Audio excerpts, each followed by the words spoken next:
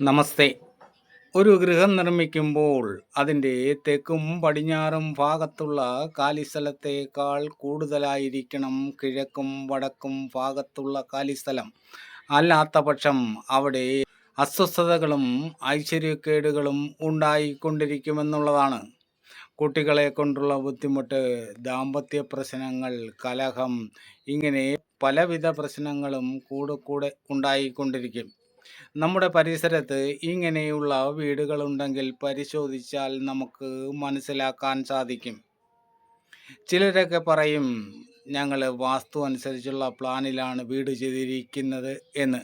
എന്നാൽ ഇങ്ങനെയുള്ള ബുദ്ധിമുട്ടുകളുണ്ടെങ്കിൽ തീർച്ചയായും ഇങ്ങനെയുള്ള അനുഭവങ്ങൾ വന്നു ചേരുമെന്നുള്ളതാണ്. ഇവിടെയാണ് സ്ഥാനനിർണയത്തിൻ്റെ പ്രാധാന്യം. സ്ഥാനനിർണയം നടത്തുമ്പോൾ ഇങ്ങനെയുള്ള കാര്യങ്ങൾ ശ്രദ്ധിച്ചാൽ ഇതെല്ലാം തന്നെ പരിഹരിക്കപ്പെടാൻ കഴിയുമെന്നുള്ളതാണ്. എല്ലാവർക്കും നന്മകളുണ്ടാവട്ടെ.